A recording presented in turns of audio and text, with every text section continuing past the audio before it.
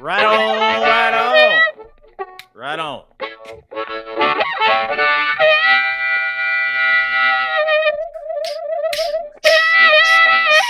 Yeah, there we go. Fade to black. My name is Dean. Nice to see everybody. Good to be here today on this, your midweek podcast live stream program.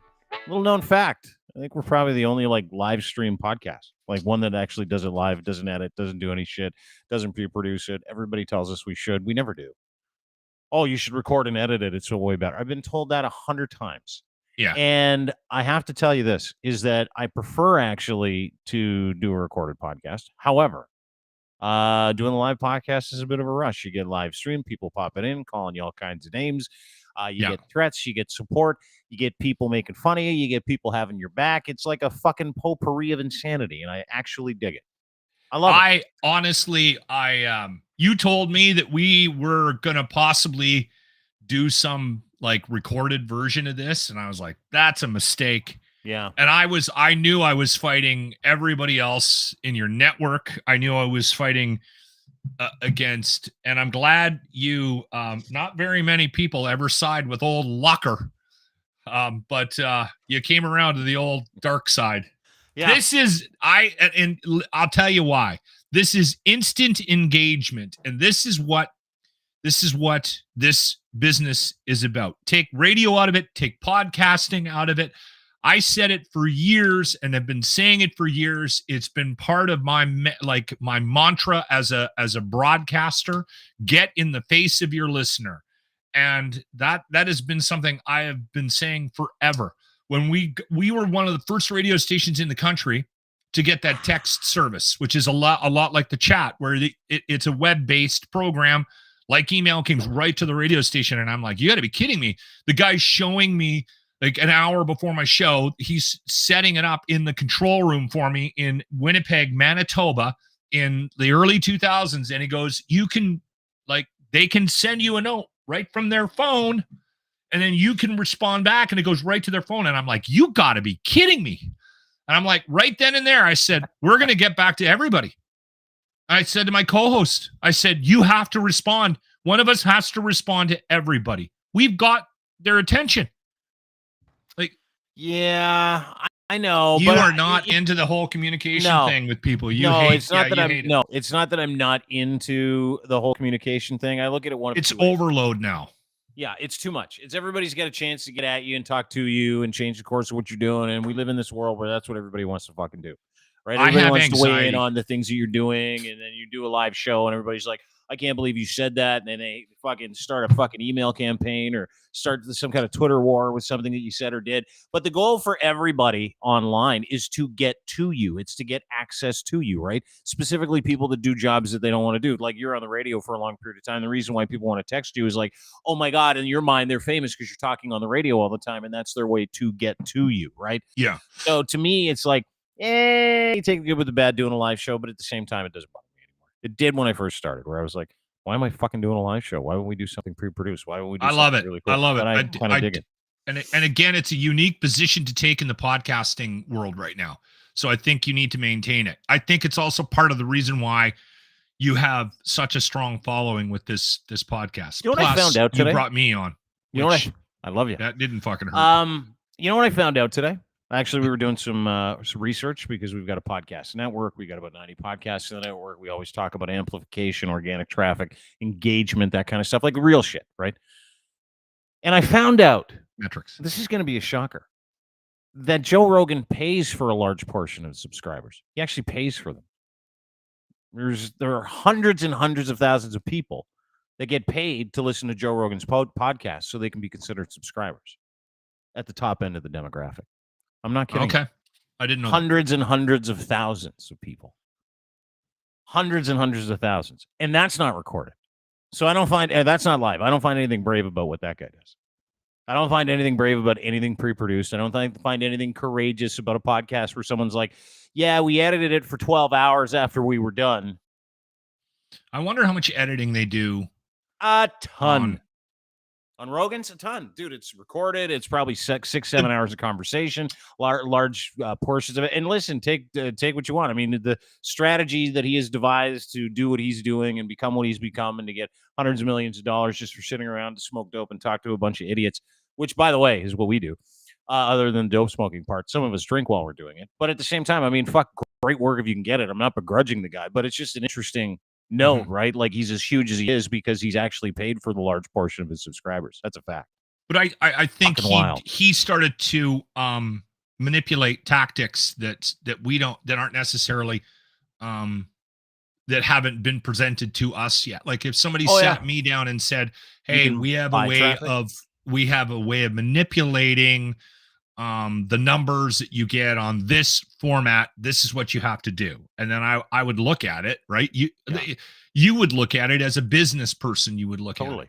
Well, that's why I know what I know, is because we looked into what marketing can get you today in different countries, and there were different ways that people would market your podcast and improve your download situation, your unique listen situation. And the people that we were talking to were like, "Well, this is what Joe Rogan does." And I'm like, "What?" Yeah. They're like, "Oh yeah, he buys like a ton of his subs." Like, that's the way that they do that. Some of the biggest podcasts in the world largely are purchasing that traffic. They're purchasing their downloads. But it's also turned into something rather lucrative in the States. Podcasting is big business. I mean, there's a handful of guys that are making apparently Apple paid the Smartless guys $50 million for exclusivity on that podcast, right? Like, so it's become something where if there's that kind of money being tossed around, you're gonna have a conversation about it, right? I think the other thing about the editing of the podcast, and then we can move on because this is boring as fuck. Yeah, the editing of it too, I think, largely has a lot to do with or not going live. Largely has to do with, in my opinion, people's lackadaisical approach to a consistent time frame, right? Like doing it at a certain time, like us showing up every day around 3 or 4ish. And people are like, "I don't have that flexibility. I got to be able to do it." Yeah, I totally get that. But by and large, people do it to cheat a little bit so that, their live program, they can make all kinds of mistakes, go back and polish that turd, and then say, "Here's what we got," right? Like, that's the science of broadcasting that gets lost in podcasting, to be honest with you. Take out things they said that were horrific, right? Like, that's the other, or that might get them in trouble legally. When you got that many ears and eyes on you, regardless of whether or not Joe Rogan is paying for subs or whatever the hell you said, he will occasionally probably say stuff that he shouldn't say out loud that'll get him into trouble. So he's got a producer there that probably scopes this whole thing while it's taping. And he goes back and he says, that 5-minute section where you told, everybody you wanted to do this to that person, we got to cut that out because he might listen and then we're going to get sued. So so that's part of the non. And again, like I said, it's convenience. I know, like, Two Bears and One Cave, Bert Kreischer and Tom Segura, they tape all theirs, and that's lifestyle. They can't go live. I think they actually do go live though, and then they go live on recast it. Yeah. But I think they are so busy that now they're like, "Oh shit, we got to do this at 10 That's different on Sunday morning." That's different. That's a side hustle for those guys. This is Rogan's main deal, and he's out there cheating, which is fine. I get it. It's the tools that are available to you as a podcaster. Anyway, fascinating. Lots of stuff to get to today. We're going to get to the alcohol tax in just a second. Big one in Canada. Everybody's pissed, including Lochlin Cross. We're going to get to Kid Rock shooting a bunch of beer. We're going to get to a little bit of the trans conversation, why everybody's so hot about that. We're also going to talk about the Toronto Maple Leafs as it pertains to, because they're not on a heater and they're not, playing great hockey. So let's all talk about how they're not planning on doing Pride Night jerseys. Because everybody seems to be pissed off about dumb shit. And so we're going to talk about dumb shit and try and make sense of it where it matters to marginalized people today. But I want to talk about the alcohol sales tax first. Canada was set to introduce on April the 1st an alcohol sales tax. I believe it was in the neighborhood of 6.3%. Well, what it is, groups, Dean, is every year April they 1st. increase the liquor tax federally by the level of inflation. Right. So this year we had a high level of inflation, 6.3, and a bunch of groups, lobbying groups, you're going to get to that part of it. But this happens every year. This is not a unique thing. It happens April 1st every year. That's why we're at about 70 on average between all the booze, between beer, wine, and spirits. I think we're on average about 65 to 70% of it is all fucking tax. And then obviously they're on top of it. Like if you go down to a Costco, you can buy a 60 pounder for $17. If you bought that, it's $50, $60, $70 more in Canada. Like I'm telling you right now, I've said this for a long time, and I think we need to change our flag. We need to change a flag of just a guy bending over, grabbing his ankles. Because if somebody went down to the States and said, I want to increase your liquor taxes or your cigarette taxes by 175%, there would be a civil war. They would be in the streets right now, burning their cities down. Yeah. And we take it in the hoop every year, and Canadians just go, all right. Well, they're not doing that this time. That's the thing, is they're not doing that this time. And I have never heard of an alcohol tax increase that has been newsworthy up until this one for a bunch of reasons. But according to Eric Stober in Global News, Canadians expect to be paying a quarter more for a 20-pack of beer, thanks to the largest increase yet. Largest ever on the federal tax on alcohol. The escalator tax is set to increase by 6.4%. It was supposed to increase. It didn't. They knocked that down to a roughly 2% to stay in line with traditional inflation. And you pointed out inflation this year was 6.4%. So they like to raise that tax every April 1st to keep in line with inflation, right? And why wouldn't you? Why wouldn't you just raise liquor taxes every year? It just totally makes sense. They clearly need more money. Exactly. So that Justin Trudeau can take better and longer vacations. Let me get through this. Don't do that. Don't equate this to like Justin Trudeau's family vacations. Has nothing to do with it. Given the amount of inflation Canada's experienced recently, the tax is now set for the biggest increase ever. Last year, the tax went up 2.4%. Again, they floated 6.3, but they settled on 2, and that has now been slapped on your alcohol. They didn't settle. They settled on 2%. People freaked out and said, you can't do this. You're going to sink the restaurant and bar industry. Oh, it's not going to sink the restaurant and bar industry. Fucking 25 cents on a fucking case of beer. Forget it. They're already hurting. Okay, let's go through. Yes, I do understand that. But Beer Canada said in a statement that the tax increase is going to bring the price of a 12-pack up by 10 cents. For a 750 milliliter bottle of wine, the price could include a whopping 3 cents. Oh my God, 10 cents and 3 cents. Look the fuck out. Everyone's going broke. And that's exactly why self-avowed alcoholic, you know that you are not going to buy beer, even if they jack the price of that beer up tenfold. You'll figure it out. Maybe, no, you won't. You'll keep drinking. They'll lose hundreds of thousands of dollars because of me if I stop drinking. I know they will. And they know that. And so what they do is they say, we're going to jack the price of this up by 10 cents here, 15 cents there, 20 cents there. And everybody that loves to drink gets pissed off because you're like, that's money coming out of my pocket. Fucking dime us every year, Dean. Well, that's dude, the point. You're part of the problem. You're a Canadian that just sits there and grabs his ankles and goes, it's only 25 cents. As long as they don't touch my precious fucking weed that I need to smoke every night. Dude, I mean, almost all the weed that I smoke comes from a place where it gets taxed 10 times what it's worth. So it's like when you get pissed. Okay, well, let's have that conversation. How would you feel about an annual increase on your weed? No problem. Don't care. Bullshit. If it's 10 cents a bag, I don't care. If it's $10 a bag, I might care. That's my point. Is that this increase, not only do you not see it, when you go and buy it and you get the receipt on it and you see it costs you an extra 10 cents, is it worth the emotional escapade that you're going on? Yes, or everybody? It is. Okay. It is because people have to stop being so fucking This well. is where you want to fight. This is the fight you want. You want it on a 10 cents. We have to start. Listen, we are one of the worst taxed countries in the world because of this conversation that we're having right now.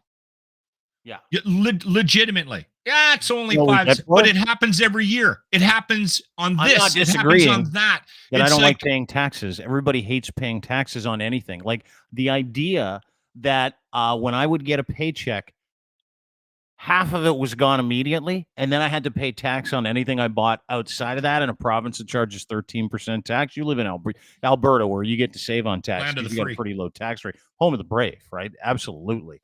America of the North. It's Florida, Bama. Anyway, long story short is you guys have it good. We don't.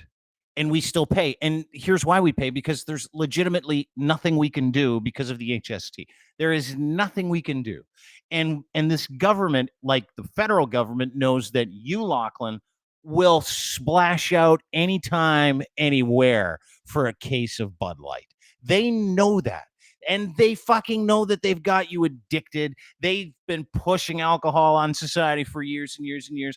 If you want to have a problem, I would have a problem with that before I would have a problem with the fact that another case of beer is going to cost you 10 to 25 cents more.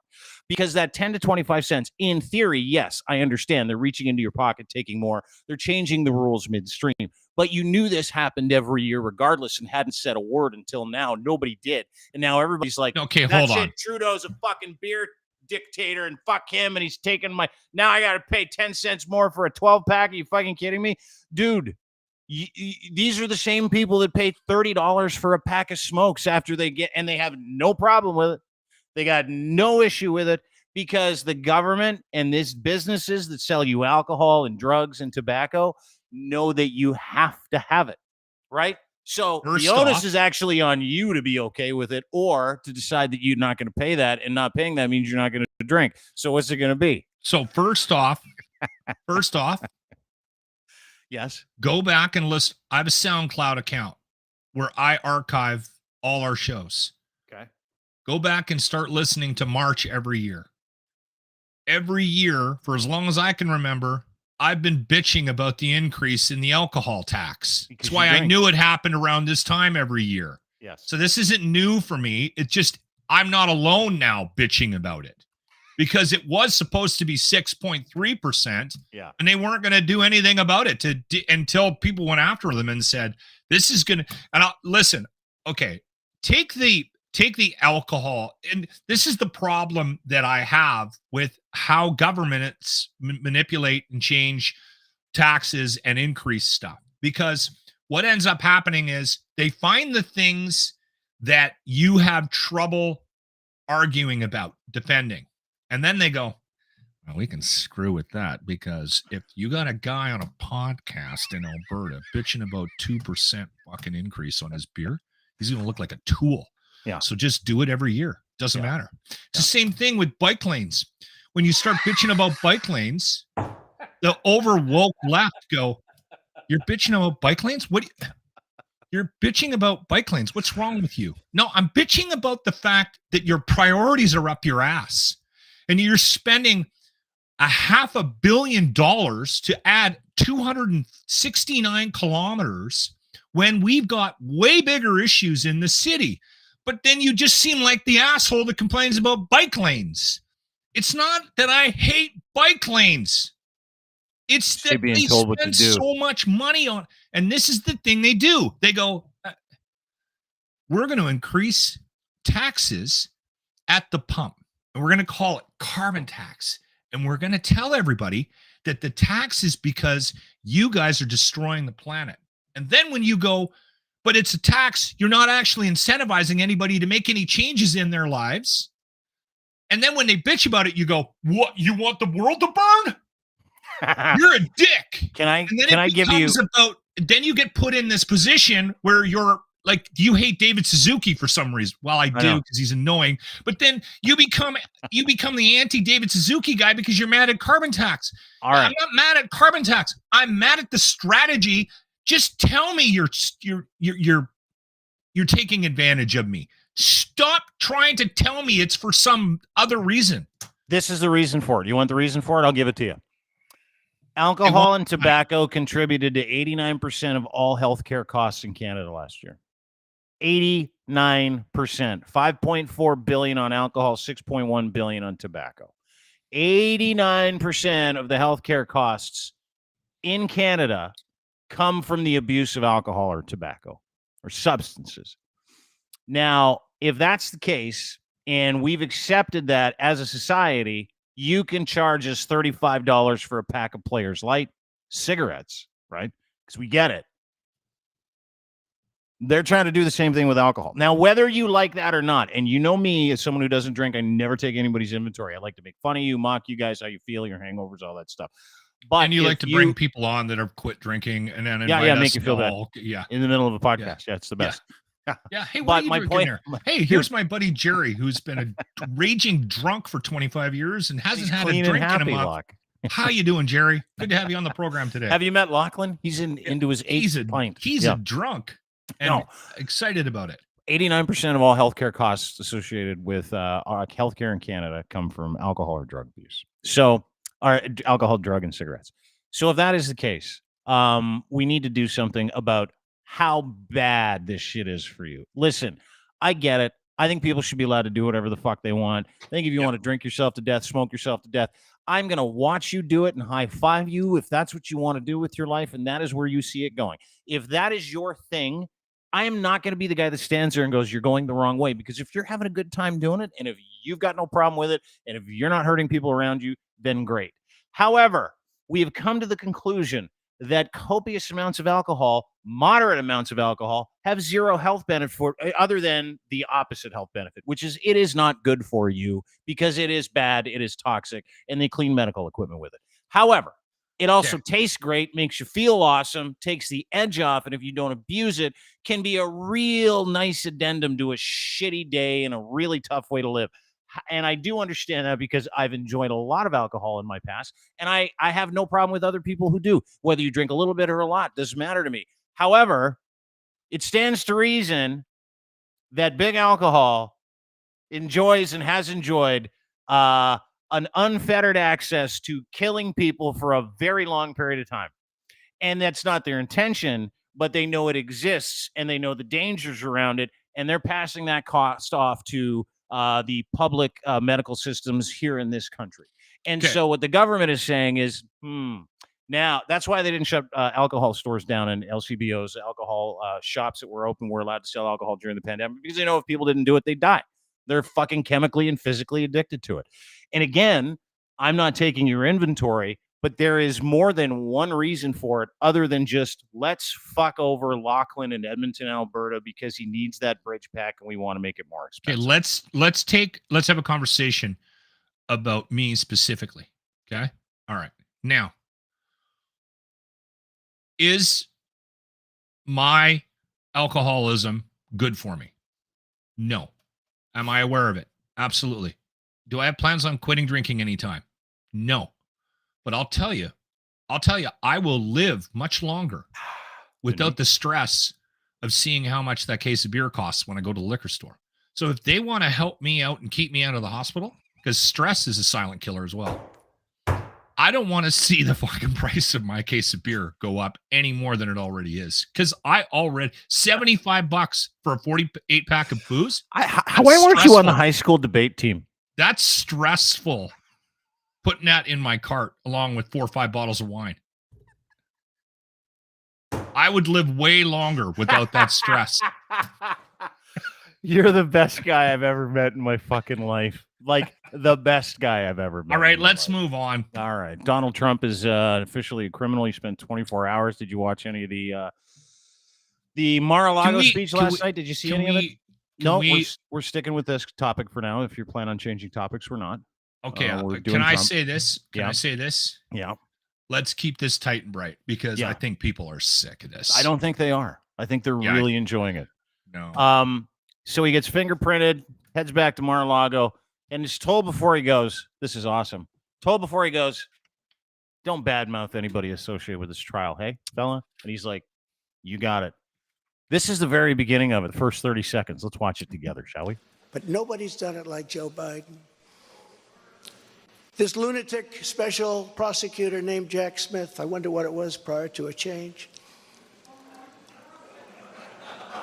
who others of his ilk say he's even worse than they are, is only looking at Trump, yet Joe Biden took massive amounts more documents, even removed many boxes to Chinatown.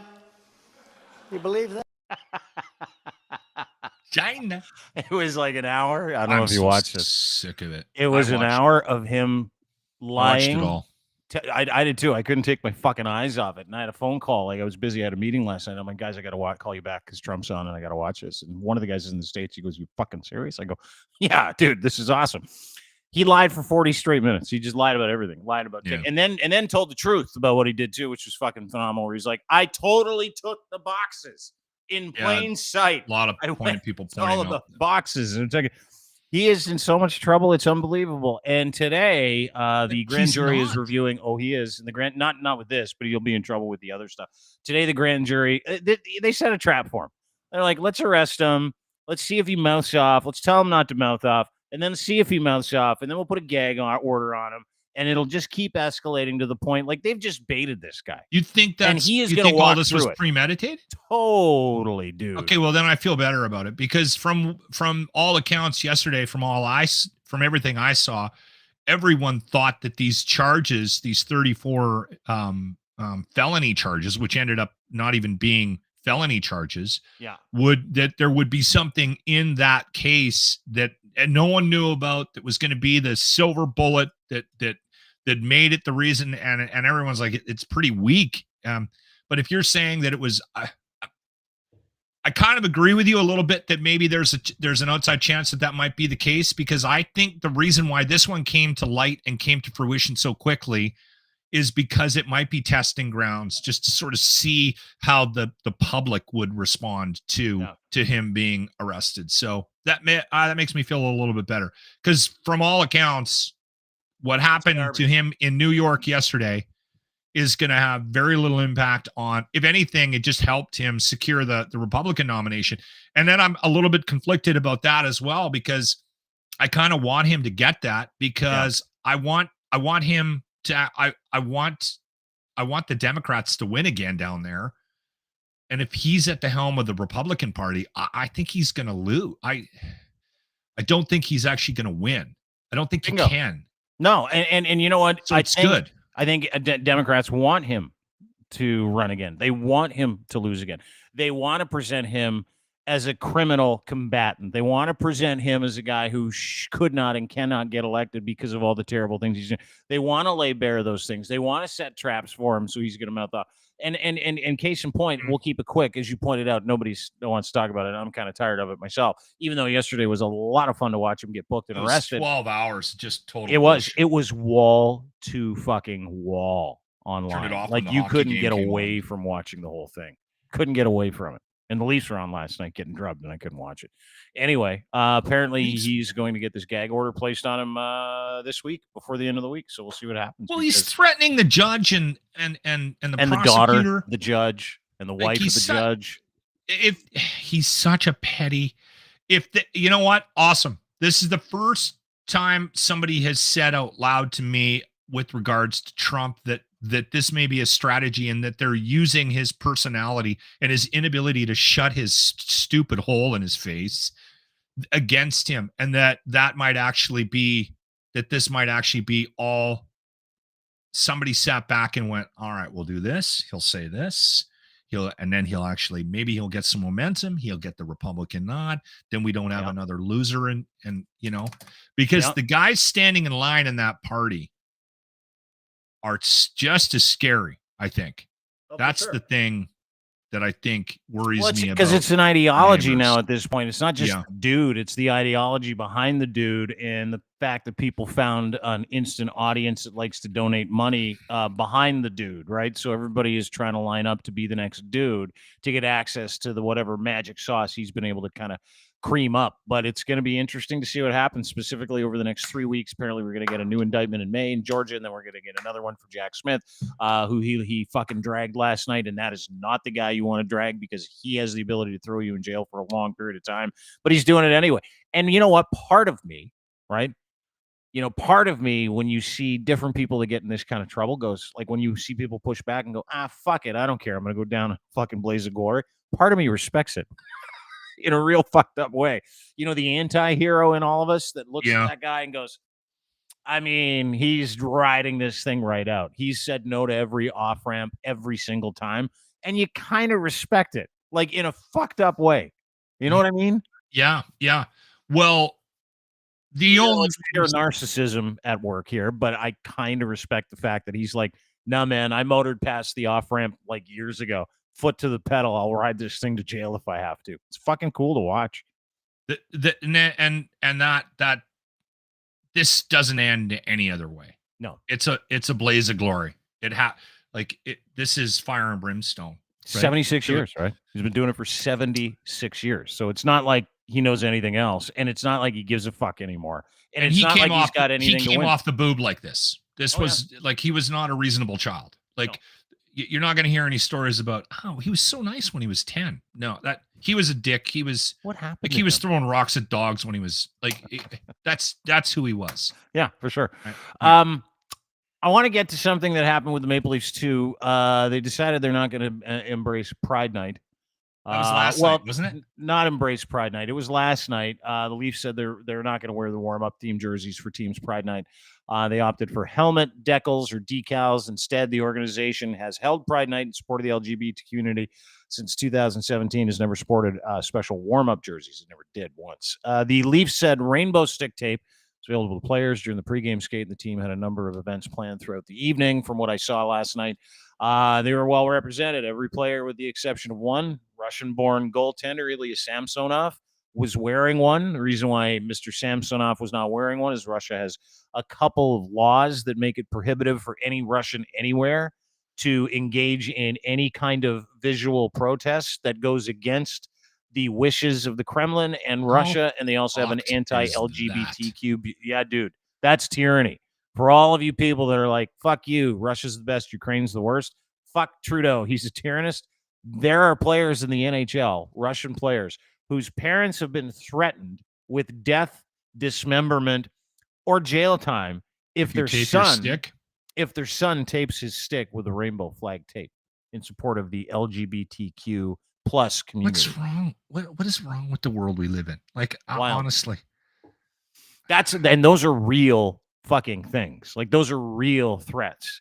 And so it kind of lends itself to a conversation, right? Like, we've all been pretty bullish about the idea that we should be celebrating people in the LGBT community as individuals who shouldn't be marginalized and are accepted anywhere. That is the point behind wearing the Pride jerseys. That has been the point behind Pride theme nights with different sports teams, different events that have been happening around the world for the past several years, right? It's about letting everybody in the LGBTQ plus community know that we accept them. Now, you and I came from an era where not only would that never happen, right? The F shot, the G shot were loudly heard in hockey rinks around the world. Mm-hmm. And to go from what I have hockey is extremely homophobic. Incredibly. That's has been. I haven't played hockey since I was 40. So it's been 10 plus years. And I have very, I don't ever remember being in a dressing room where, we'll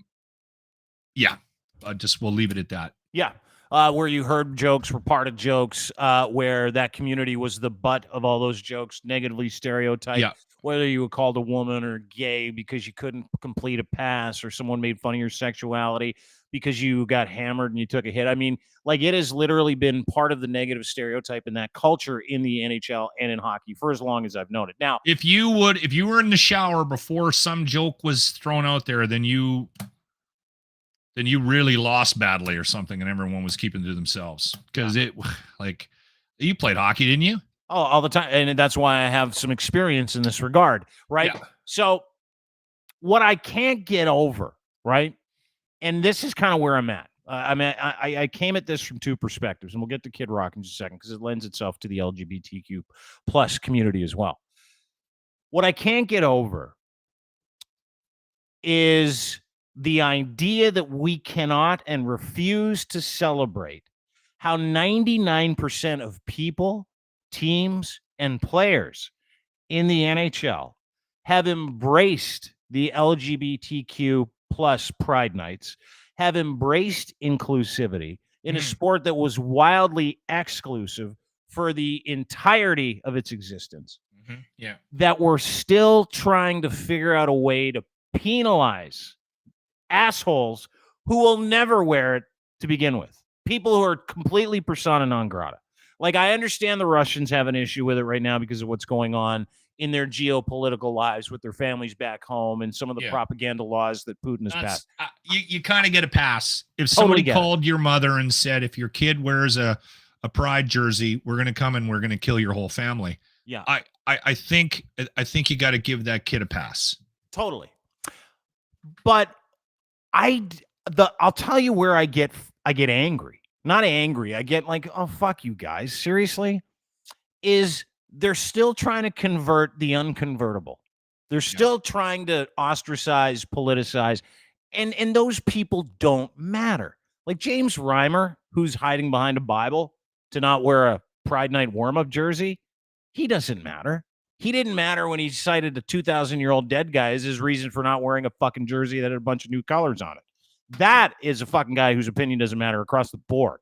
Same thing with the Stahl brothers, who decided they were going to make a statement and hide behind Jesus Christ, their Lord and Savior, to not wear this thing when that guy died 2,000 fucking years ago, and that religion is a cult, and that is it, right? Those are cowards, and those cowards don't matter.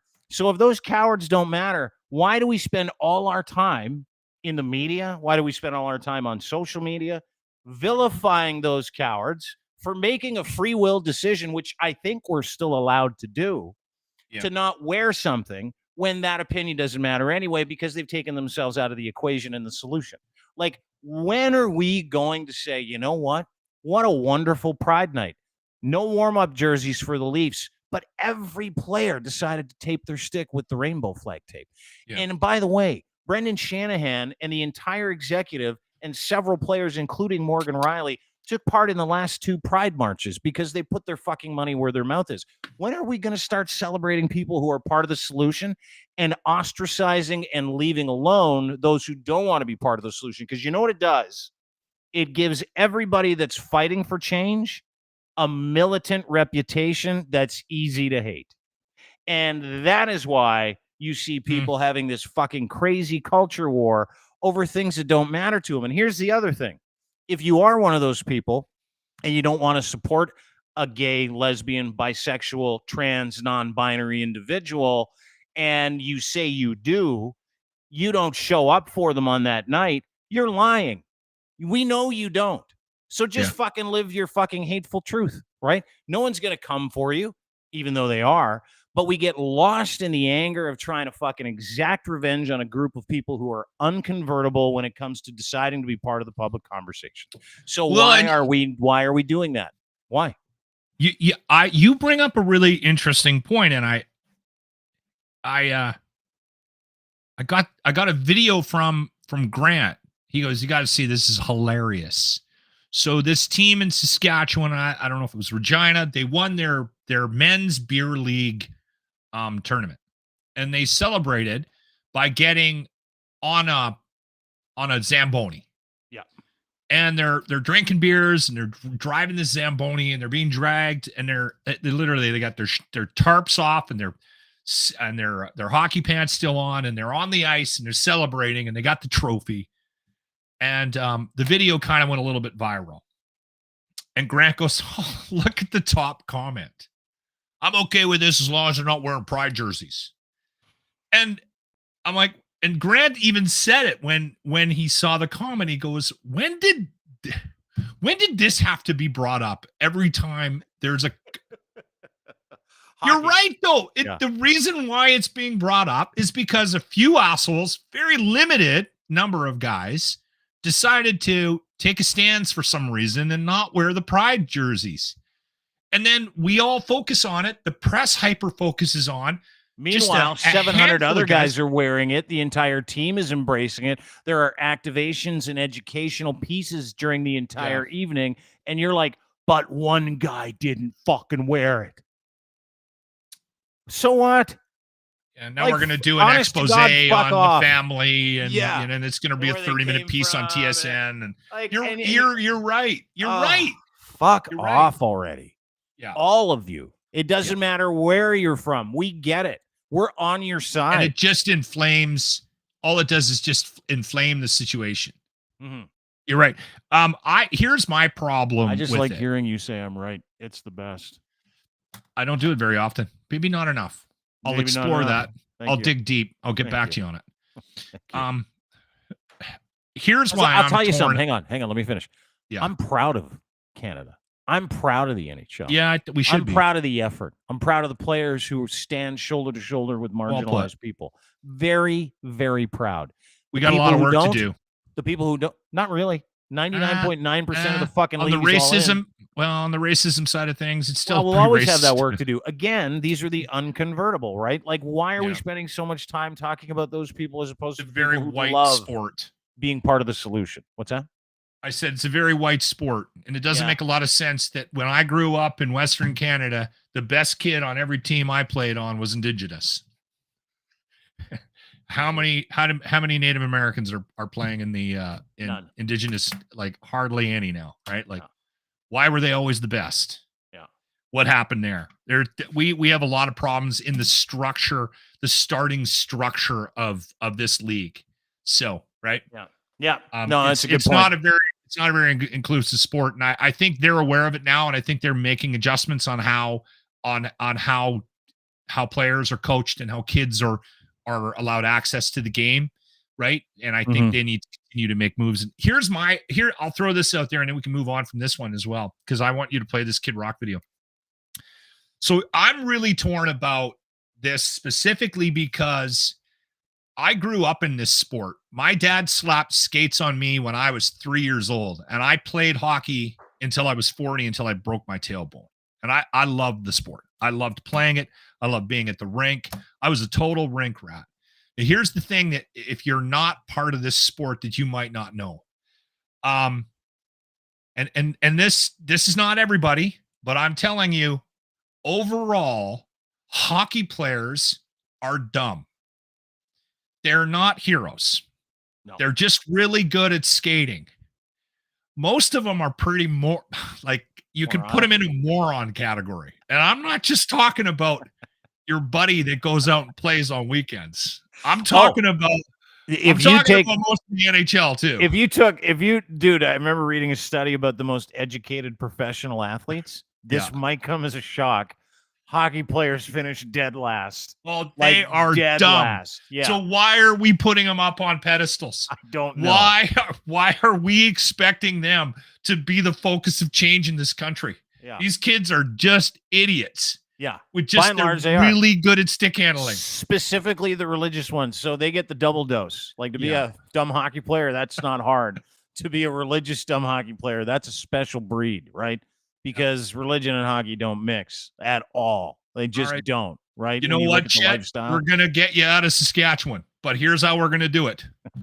Keep your skates sharp. You won't have to plow fields. Yeah. You won't be a redneck like Kid Rock, who, by the way, lit it up. Did you see his video today? I did. I'm going to play this for you. This is Kid Rock. Somewhere deep in Tennessee, deciding to shoot 3 cans of Bud Light because he has a problem with inclusive marketing. These are 3 cases. This is hard sacrilege. To watch as somebody who loves Bud Light. Yeah, let's watch it together. This is a very difficult video. Grandpa's feeling a little frisky today. Let me say something to all you and be as clear and concise as possible.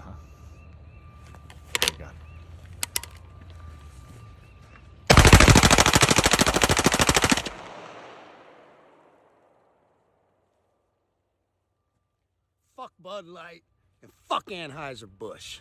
Have a terrific day. What a waste. Yeah. 4 cases of beer gone like that. Bud Light. That's your brand. So he's upset. We found out he's upset because Bud Light decided to sponsor. Yeah, here you go. Lucky enough that our guy Douglas, who's very active in the LGBTQ plus community, He's kind enough to do a tweet thread about it, but this is all you need to know. Drag star and transgender celebrity Dylan Mulvaney had a case of Bud Light sent to her by the people at Bud Light with her face on it. It was a personal gift to mark her 365 days of womanhood since transitioning from a male to a female. And so Bud Light, because they are an inclusive company, said, hey, listen, we're celebrating the new you with you, and we want to be inclusive. So here's a picture of your can with a name on it. So Dylan Mulvaney was like, oh, look at this. I got my name and my face on a can of Bud Light, and that's really nice. And it upset Kid Rock to the point where he decided to take a fucking assault rifle and fill it with bullets. Fill 4 cases of Bud Light. By the way. Oh, those are 15s? That's an AR-15. What we call a bridge pack. There we go. He's got his MAGA hat on. Grandpa's feeling a little frisky today. Yeah. Let me say something to all you and be as clear and concise as possible. There you go. He's so mad about an inclusive, he's so mad about an inclusive beer campaign. He's so mad that Bud Light put a transgender person's face on a can of beer. That he's a Bud drinker, too. He really was. Hopefully he's not allergic to Coors Light. Fuck Bud Light and fuck Anheuser-Busch. Have a terrific day. There you go. I don't think he actually wants people to have a terrific day, to be honest with you. I think he wants people to have a bad day because he found out his favorite beer was making a can with a transgendered person's face on it. And for some reason, he cares that much. Literally. Also, using a gun 6 days out from a mass shooting, the same gun that was used to kill a bunch of elementary students is a little... in the same state, too, actually. Yeah. Yeah, kind of a little weak. No? Oh, incredibly weak. You know, that is... I wrote a piece on it today, and I don't understand it. This hate for trans people, this identification process, sewering people who want to dress in different clothes and want to dress as different people and want to be called different names.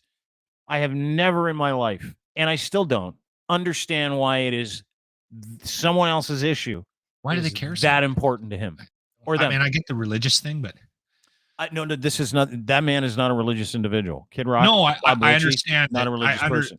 I kind of understand. I don't condone it. I understand somebody saying it's against my belief structure. And that's a shitty belief structure. It is a shitty. Yeah. Again, not condoning it. I can wrap my head around it, but just a redneck that probably did a line or two of coke and then put the guns in the truck and headed down to the lake. I mean, I don't get that. Like, why do you care? Like, why does he? This is the question I have asked many people. Specifically, we've got people in the company that like to comment on this stuff. James D. Fiore in the past, and every time he says something about it, I always say the same thing. Why do you have to have a conversation about pronouns when none of those pronouns apply to you? Why do you have to show emotion and anger and frustration about the way other people want to identify and live? Explain that to me.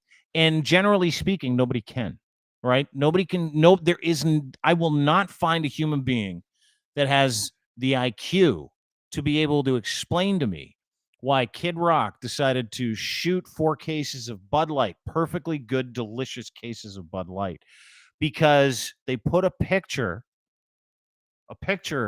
of a woman who used to be a man on one can of beer and sent it to that person, congratulating them and celebrating the person that they would like to be, the inclusiveness of society, promoting kindness, promoting acceptingness, because that's all that is. It's the same as Pride Night.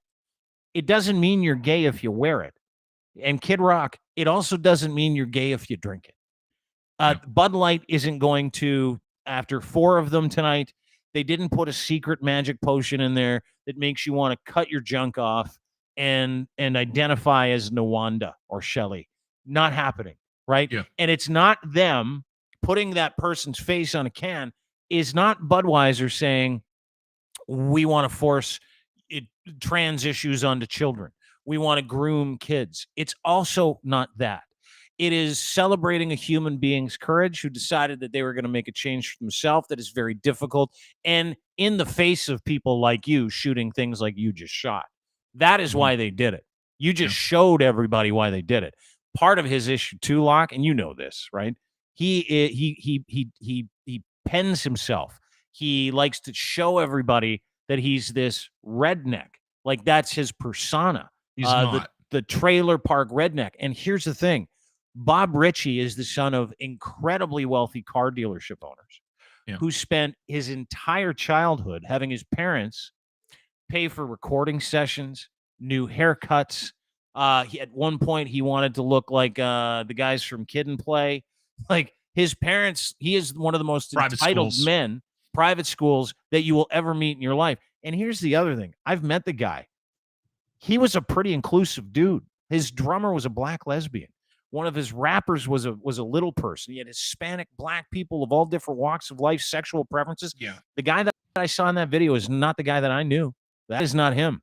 And the other thing I noticed in the video, did you see how fucking dirty his sweater is? Like, I mean, like he's turned into a disgusting version of what he thought he was telling people he was. It's all he is now. A lot of times what ends up happening, and I've seen it in our business, when you play a character, when you get it in your head, it kind of happened to you a bit too, where you get a certain notoriety from presenting yourself a certain way. I watched a guy in Winnipeg. His name was Dick Rivers, who took on this persona. That's not his name, Dick Rivers. All the power guys had names like that, right? And he was playing a character on the radio, and he was good at it. But the thing is, he became Dick Rivers. And then he became a Gong Show because he bought in. I think that's similar to Kid Rock here. He has never actually been the version of himself that he really was. He was always the persona. And I think a lot of times too, if there is drug use through long-term drug use, I think it rewires people a little bit. And so it changes how they think. I think Kid Rock, even though he's still rich, I think he has become Kid Rock. He's no longer Bob Ritchie. He is that guy. And like he's morphed into the person that he decided he was going to tell people he was. He's morphed into that personality. Yeah. Is what you're saying. Yeah. Yes. And I think he lives it now. Maybe. Yeah. Because I don't, dude, I'm going to tell you this. I don't understand. He comes up in that Pam, that Pamela Pam Anderson. Doc. Yeah. He comes up and he apparently he was a bit of a crazy, like there's some stories in that reflect that, you know, guy not the healthiest mentally.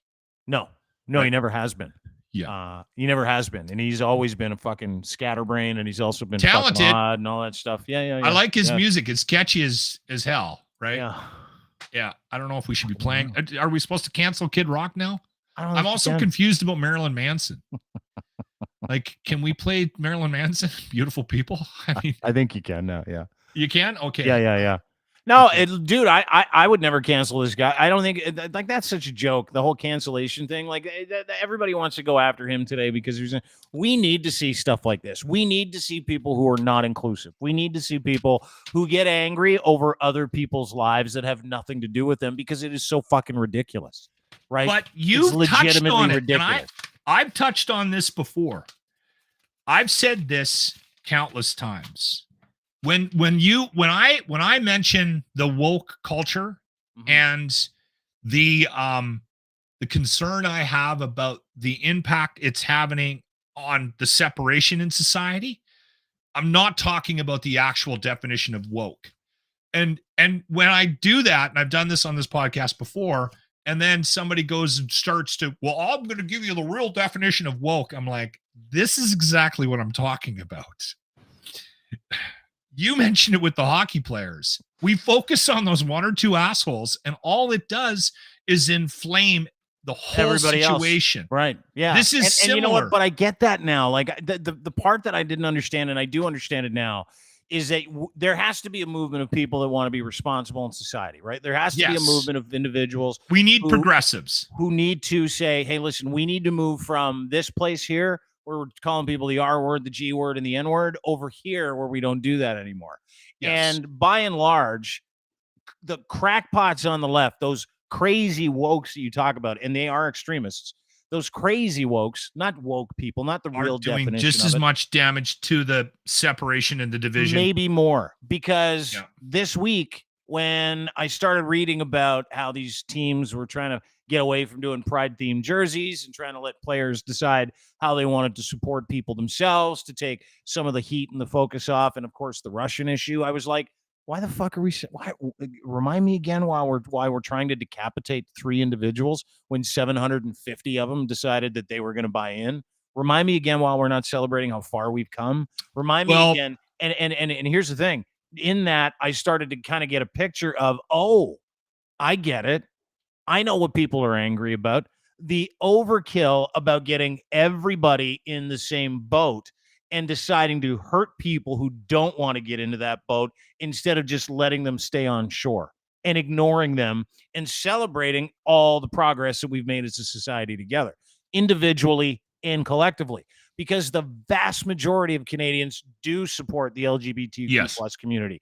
And we've seen a massive sea change in that acceptance. And we've even seen it get politicized now.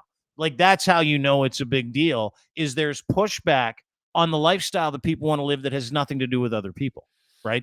And that's where you lose me. That's where you lose everybody. That's why I fucking hate people who decide that they're going to force other people into their way of thinking. Whether you are gay, straight, or not, none of that matters. Your goal is to be the best version of you and to celebrate the good things that are happening in and around these communities that were and are marginalized, and celebrating the people who are trying to do something about it. It's not about trying to fucking cancel, penalize, or castrate the lives of individuals who want nothing to do with you. Because I can tell you this, that is the fastest way to get hated. And you're seeing the rise of hatred for that community, and the extreme right fucking loves it. So you're playing right into their hands. Exactly. So and who's the GM? He's outside looking in now from the hockey world. Never tied his tie up. He was a GM in Vancouver. Brian Burke. His son was gay, and he lost his son. Yeah.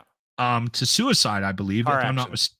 mistaken. Was it a car accident? It sure was. Yeah. Okay. All right. I wasn't positive on that, but he lost his son. His son was quite young, and he has been obviously an advocate for the pride and the inclusive nights and everything like that. And usually you'll see him speak before and after these events, and he was addressing the concerns that people had that were being brought up about the players that weren't wearing the jerseys, right? Mm-hmm. And he said exactly what you said.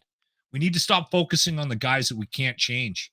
He said we need to celebrate the fact that most of the players, get it. They understand what this night is about, that it's not about promoting the community. It's about promoting acceptance. Everyone's welcome into our sport. And he kept saying it over and over again. And you could see his frustration, because I think Brian's smart enough to realize the damage being done by doing, militant the other way. 6 weeks of stories about the Stahl brothers not wearing the jersey, right? Like, he knows that, they're not getting the press they want out of this, right? Mm-hmm. So you're bang on.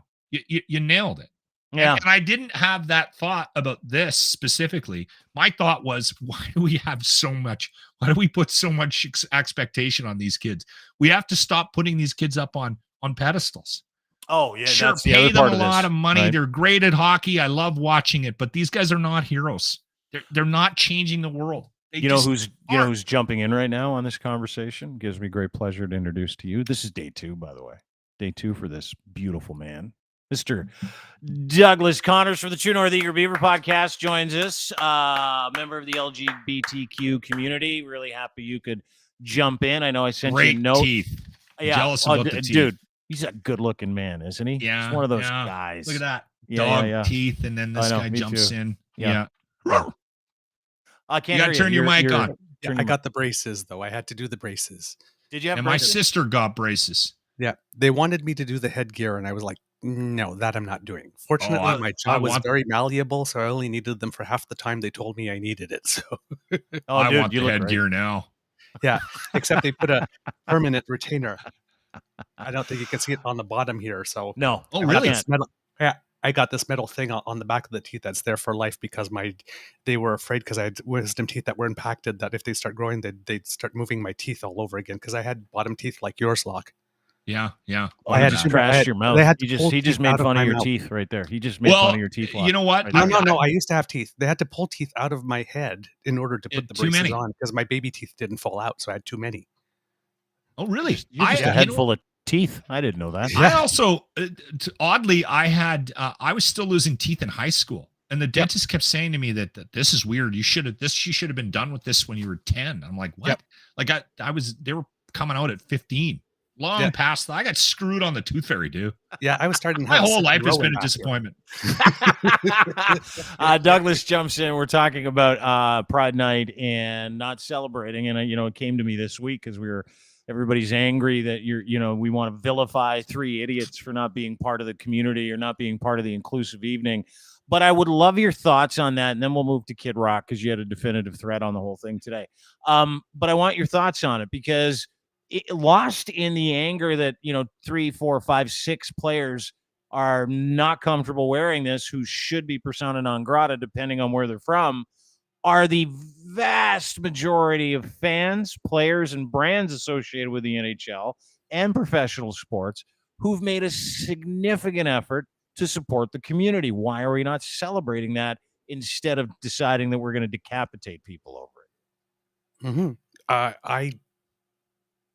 I don't understand it. I really have. I'm at a loss because it's like you guys were saying, right? Wearing the shirt doesn't make you gay. Mm-hmm. All it is you're showing support for other people. And if other people are saying, well, they're not doing it for religious reasons, well, I mean, I guess I can say, fine, live and let live. But I'm not sure what religion. I mean, as far as I know, every single religion has a golden rule type thing. Yeah. Right? Do unto others what you do to others, you do to the whole world, that type of thing. What does it hurt if you wear a piece of clothing saying, I support your right to be yourself, to live your authentic life? Yeah. Doesn't mean I have to approve it. Doesn't mean I want to do it myself. Doesn't mean that I'm speaking on behalf of my church.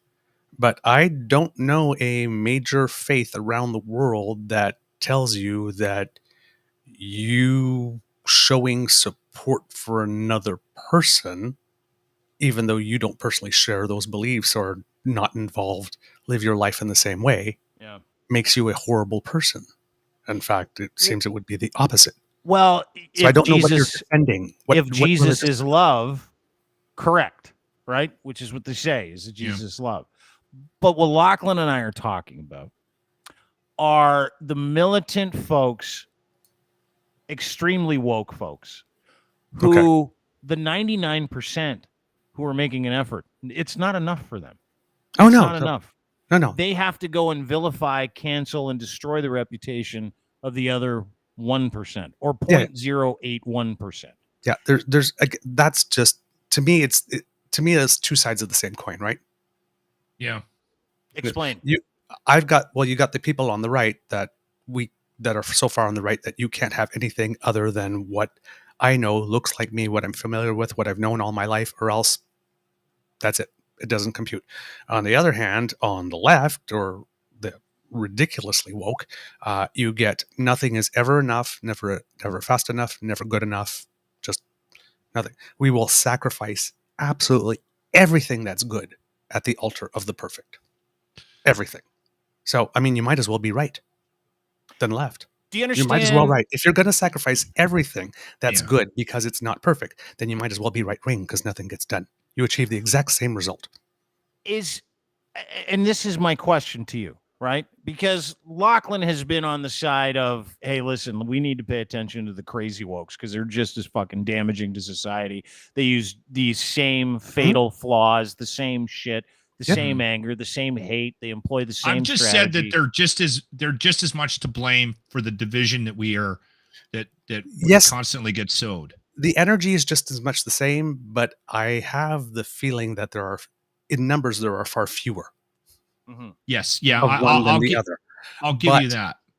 But it doesn't matter how many there are really, because at the end of the day, we live in a world, for the most part, where the loudest voice, the person that cares so little about what they look like that they're willing to be first to rush to a camera and a microphone to say the most outrageous, stupid things that will follow them for the rest of their lives, because the internet's forever and everything's digital, but they don't care.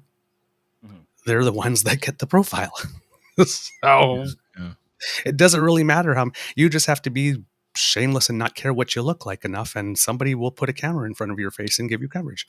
My frustration with this is the complete lack of self-awareness and the complete lack of understanding of your hypocrisy. It's the basic price of admission today. Yeah. It's so hard to watch these people behind a camera trying to talk their way into an explanation as to why they're like, I mean, that Stahl interview was just like, yeah. Oh my God. No, I never wore it. I just never did. Stop talking. You don't know how much damage you're doing to yourself right now. You're just you have the level of hypocrisy is just, it's so hard to watch. And the fact that they don't see it is even more, or that they somehow justify their position without seeing the hypocrisy.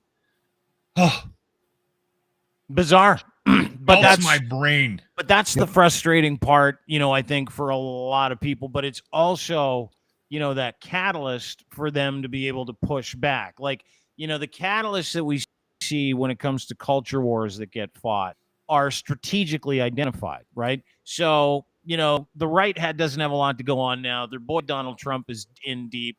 Everybody's losing their mind. So they attach themselves to the trans discussion. They attach themselves to the grooming discussion. Then they co-opt the word grooming, which has nothing to do with sexuality in the dictionary. It's about preparing somebody to be something outside the understanding of anything else. It's grooming someone to be a manager. It's grooming someone to be a leader. And so the co-opting of these words gets awfully frustrating for people in the middle, like you, Douglas, like me, a guy like Lochlin, right? Because you either stand for this or you stand for this. But I'm finding a whole bunch of people in the middle that are going, okay, there's a bunch of fucking crazies on the right and there's a bunch of fucking crazies on the left. And where it bears out with the trans LGBTQ plus stuff, I find fascinating because these are strategic discussions, right? And they're driven by religious people, by political people, and they'll go to great lengths. But here's the thing. I hate all of them equally. I hate the dickhead who like peppers people's accounts with this person didn't stand up for an LGBTQ night and it's an embarrassment to humanity and they need to lose their job. Well, maybe they dropped the nachos and didn't have a chance to stand up to applaud the LGBTQ representative on Pride Night. Maybe that was it. But it seems like there are people on the left that are intent on hurting people no matter where they're from if they don't get 100% of support from everybody all the time. Now, where that sits, exactly. I'll give you the perfect example. Please. Yeah, go ahead. The first Pride, where Prime Minister Justin Trudeau marched in the Pride Parade in Toronto. That's becoming the first Prime Minister in Canadian history to acknowledge the gay community and come to their homes and celebrate with them. That was the exact same day that Black Lives Matter Toronto pulled their stunt. Right? I have a foot in both camps. I am very fabulous. I've tasted the rainbow many times. And I am part black. And I keep coming back for more. Right? And I am part black. A lot of people don't know this, but I'm completely mixed race. I'm Canadian. I've got so much stuff in me. But my dad, if you look at him, you see a black man. He was a boxer. He looks Jamaican. My mom looks white. Both of them have Indigenous blood in their heritage. I was not raised in the culture one day, so I can't claim anything. But I'm a mutt. I got a foot in both, and I was pissed off at Black Lives Matter. I was pissed off. You're going to have to explain the stunt. Sorry, Douglas, I'm not aware Black of Lives Matter held up the Pride Parade. They held it up, and I believe they released some smoke bombs as well. Yeah. Right? the thing is that not only was it the first Pride Parade where a Prime Minister of Canada actually acknowledged us, we were also mourning the Pulse nightclub massacre. Yeah. So we were mourning and we were celebrating finally being recognized. And this group of people with whom Pride Toronto had a beef before, or they didn't really collaborate as well as they could, had finally allowed Black Lives, realized their error, allowed Black Lives Matter to come in Toronto. They were the marshals or co-marshals of the parade, and they used that moment to try to get to press. hijack entire Pride, hijack our morning, hijack our day of celebration, and make it entirely about them. Now, I had a problem with that, and a lot of people turned around saying, well, if you don't support everything that they do, how they want to do it, because they got attention and this really matters, then you are a horrible person. You're siding with the oppressors. Yeah. Which oppressors am I choosing here? Mm-hmm. Mm-hmm. Mm-hmm. So if I stand up for my moment as gay, I'm a bad Black person, or if I stand up for my moment as a Black person, I'm a bad gay person? It wasn't their moment. You were really caught in that crossfire, hey? You were perfect for that moment. I was perfect with that pride. Any other pride, except the one where we were recognized for the first time by the leader of our nation, fine, hold it up. But that one, like, read the freaking room. Yeah. Yeah. This was not your moment. It was not your moment. When Taylor Swift won the MVA and Kanye West came up and said, that was not his moment. Correct. Like this. When Chris Rock was hosting the Oscars and Will Smith came up and punched him, that was not his moment. Still exciting, Read though. the freaking room. It's not your moment. Not every moment needs to be about your thing, no matter how virtuous your cause is, no matter how noble. Not every moment is yours, particularly when you're trying to find allies. For the first time, the gay community and Black Lives Matter Toronto were working together.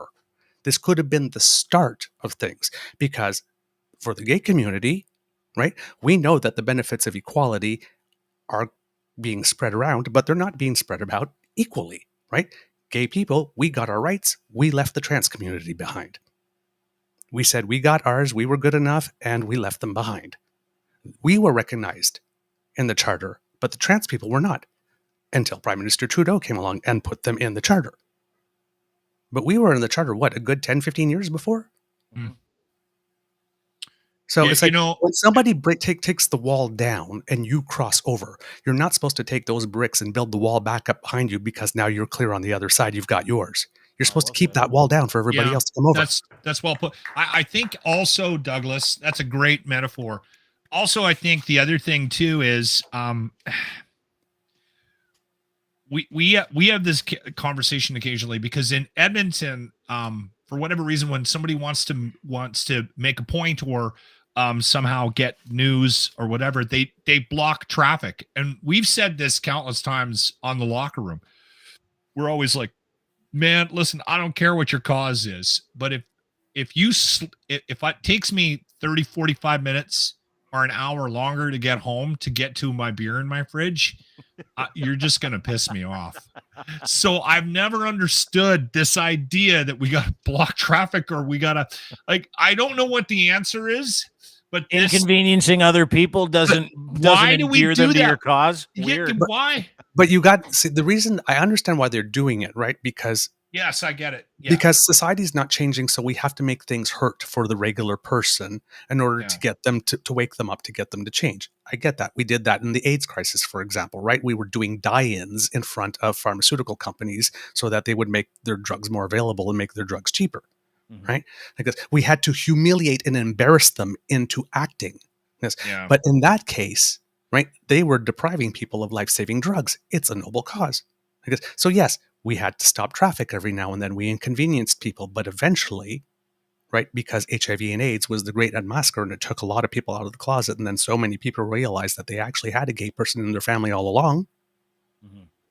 That's what made us visible. It forced us out of the closet, right, and went along with visibility at all costs. But when it comes to with the Black Lives Matter thing and the Toronto Pride thing, what was happening is we as a gay community had made great progress in a short amount of time, as opposed to the Black community, which has made progress, but over a way much longer of time, and maybe not as much as we have in a short amount of time. I don't know. I can't compare. But we have as a gay community, we have established relationships with the police because of hate bias crimes units and police liaison committees. And we've done, so there was an opportunity here for us, the gay community, to work with Black Lives Matter Toronto and say, well, here are our contacts. Here how we did it. Because you can adapt it culturally for yourselves, but here's how we did it. And we'll stand behind you like this with our hands on your small of your back, offering you support. Because while you go and do it, we will give you the expertise. We'll tell you how we will do it. You guys adapt it to what you need, and we will stand with you. But instead, on the very, very, very first opportunity, they came to our, that we invited them into our home. They took our moment from us. And you know what happens is that a lot of people... And there goes the will to want to collaborate between. Totally. There goes the intersectionality, the opportunity for intersectionality there, which everybody talks about, was blown up. I remember that. Groups of people couldn't decide whose moment this was. And I remember every hard right person, right, and people that weren't there mocking inclusivity that day. Because it's like, here's your inclusive society.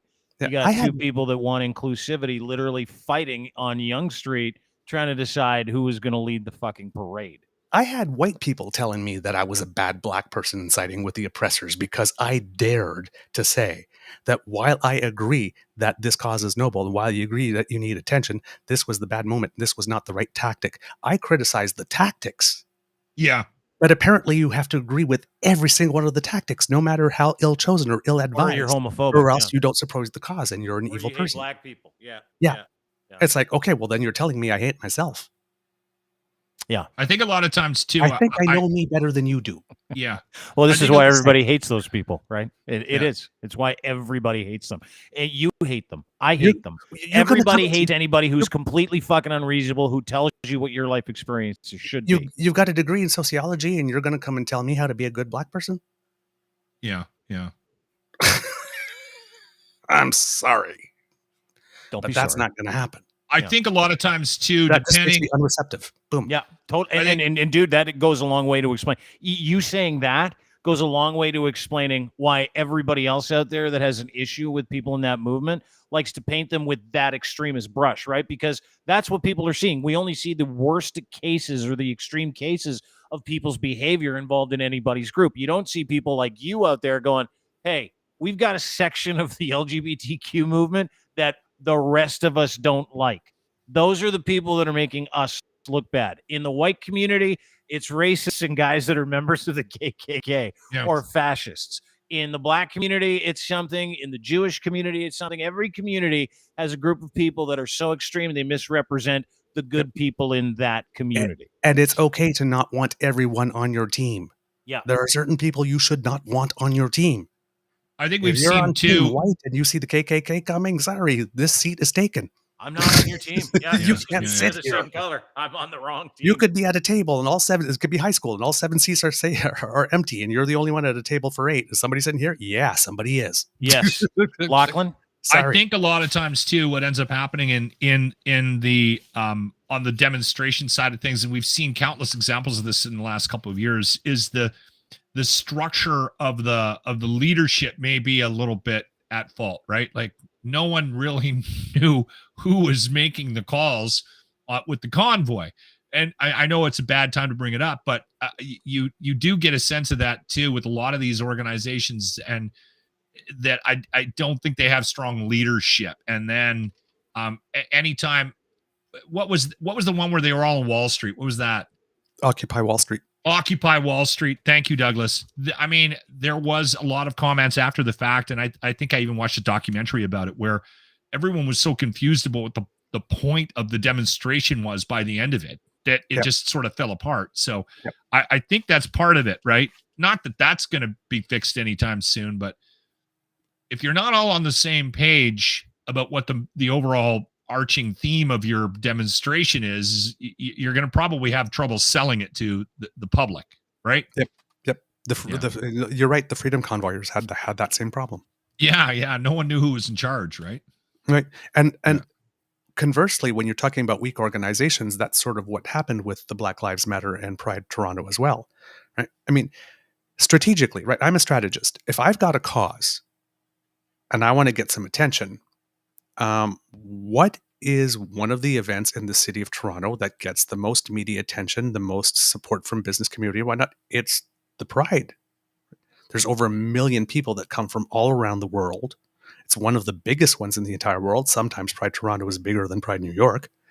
All these bodies come, all this sponsorship, all this TV time, all this media time. But if you go to the Pride Toronto annual general meeting, there's barely 100 people there. So, I mean, if I was an organization that wanted, I would go to a thing like Pride, or maybe St. Patrick's Day Parade, or Caravana. Maybe it's one of those types of organizations.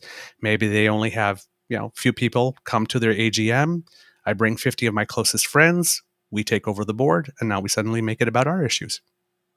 Yeah. And we've got this event that 1 million people come to, and that gets all this TV time.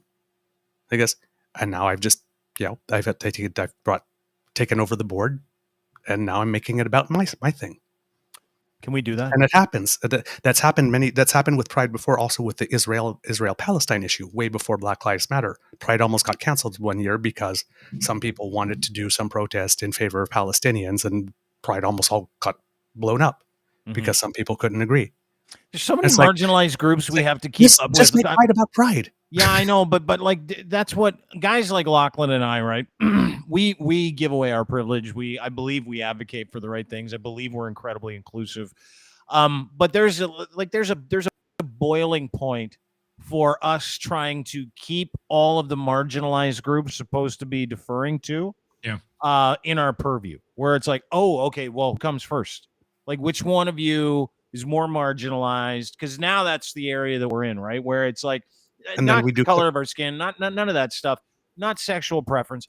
Like we understand our privilege as white cis males, right? Who have good jobs, make good money, have never been followed around a department store because of the color of our skin, have never been chastised because of our sexual preference, have never been mocked, have never been beat up or bullied because of how we are that we can't change, right? Like there are things about people you can't never had change. to go to war. Never had to go to war. We've never had to look over our shoulder leaving a club because some guys wanted to gay bash us. Like we don't know what it's like to be in people's shoes. So we advocate for those people. But I can tell you that each individual group that needs to be advocated for has a certain group of people that live in that group that tend to make it impossible to go, okay, we're on your team. Like, do you really want allies? And it's not about, oh, hey, you got to act according a certain way for a group of people like dumb white guys like us to be on your team.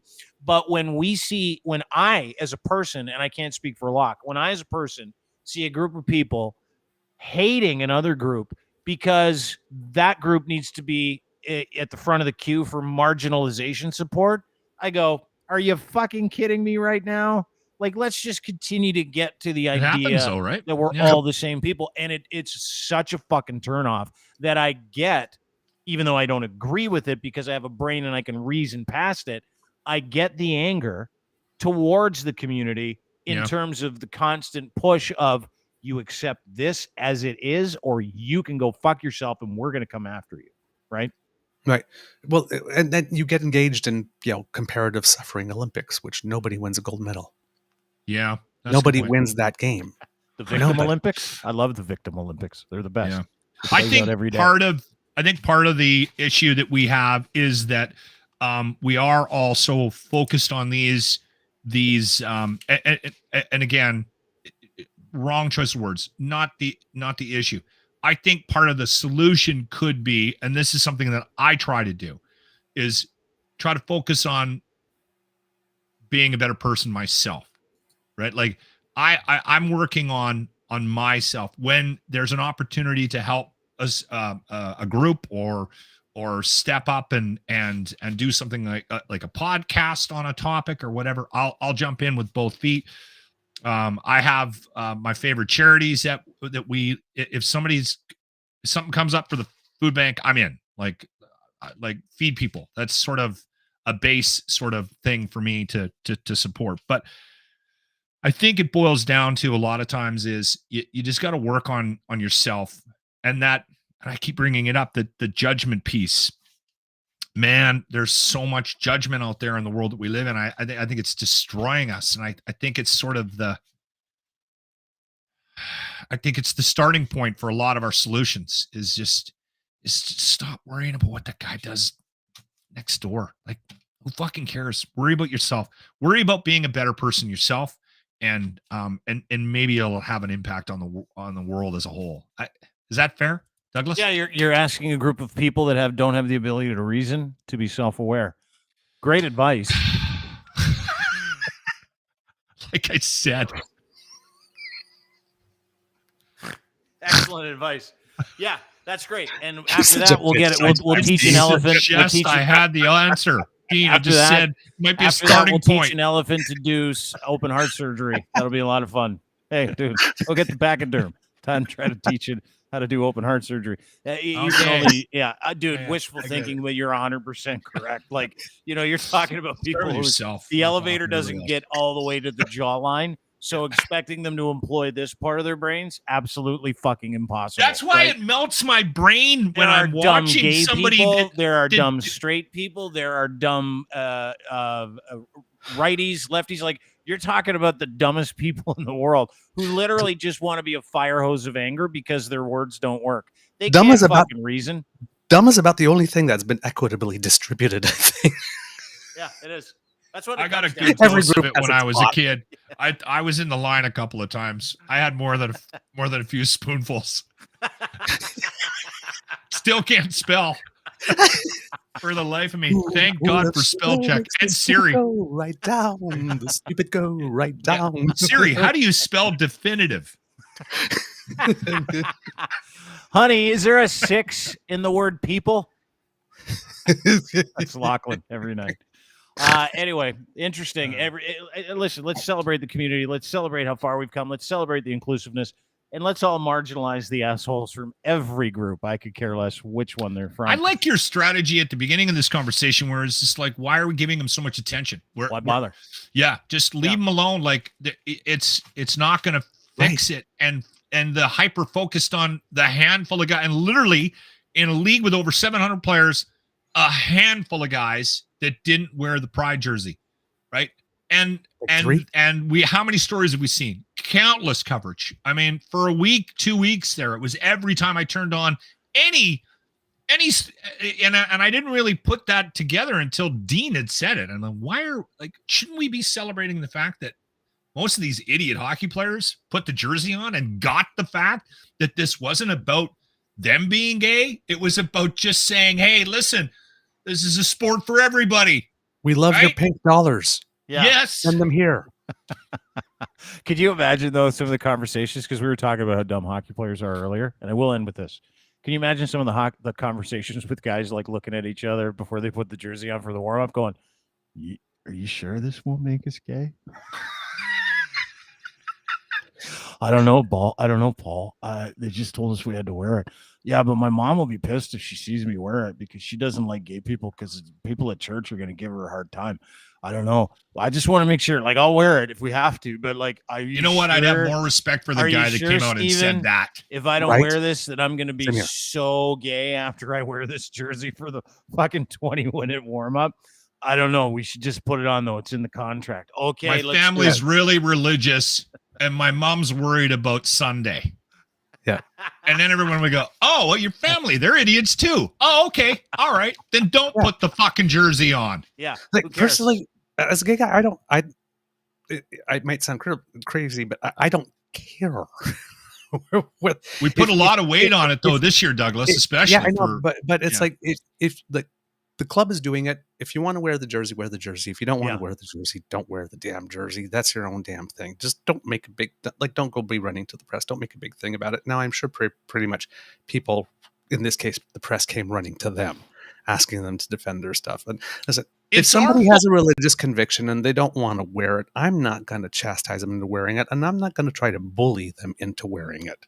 I'll chastise their religion. Like have somebody trying to bully me into accepting everything that Black Lives Matter did at that Pride parade as being okay because it was in defense of the black cause, and therefore, all means are good.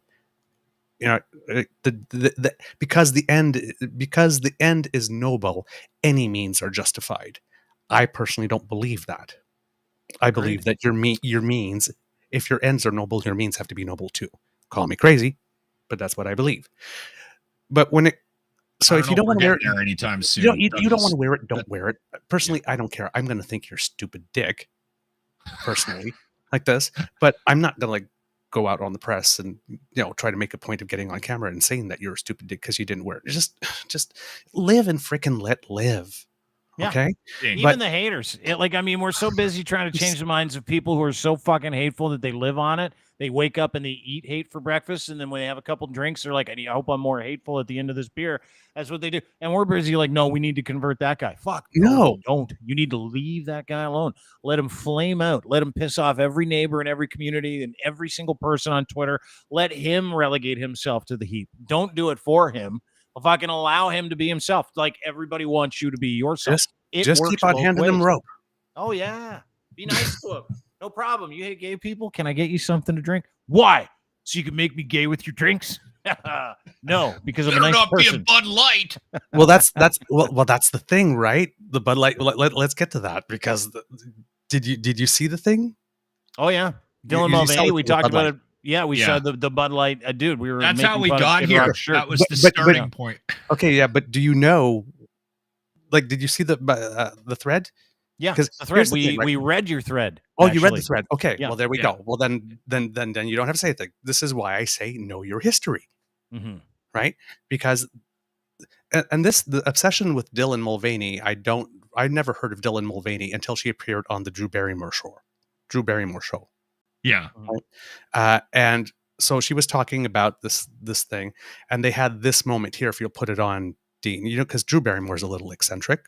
Yeah. Right. We all know her as being that. So she got off the couch and they got on the floor and they're talking to each other and they're having this emotional moment. She's got a talk show? Yeah. The Drew Barrymore show. I had no idea. And a podcast too, Drew's News. Oh, does it suck, Locke? Is it no good? It's not worse. It's a little marginally better than Kelly Clarkson's. Yeah. It's bubbly. It's bubbly. It is. She's not good. All right. Like, Ellen was awesome. She was, obviously she's been canceled or whatever, but I got her. I get Oprah. Even The View. I kind of got The View. Drew Barrymore and Kelly Clarkson are unwatchable in my opinion. Like, they're so bad. Mm-hmm. So that Tom Green interview is one of the most uncomfortable things I've ever seen in my life. Yeah. So I watched that. It was good. They're losing their minds because she dared get on. Like, who does this? And they're accusing this Dylan of being someone who just wants a boy that wants to dress in girls' clothes and all that kind of stuff.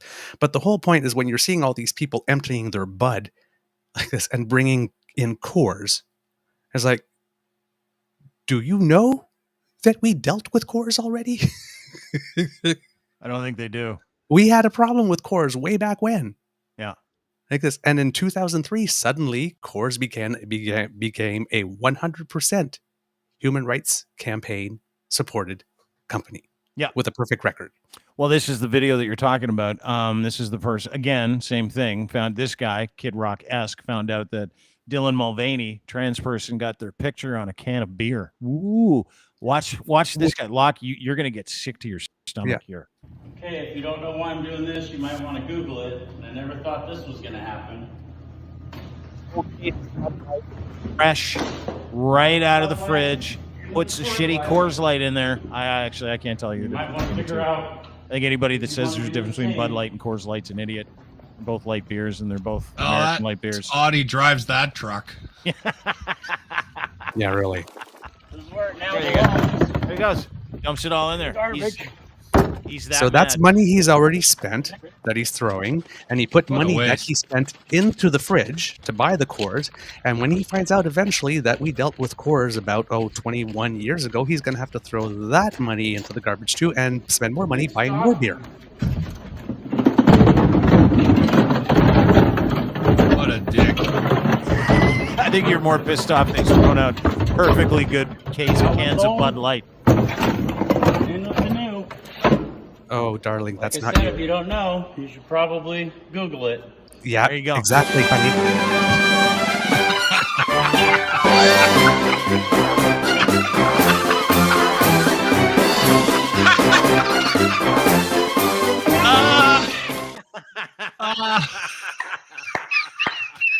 Hey, dude, you got the gay beer.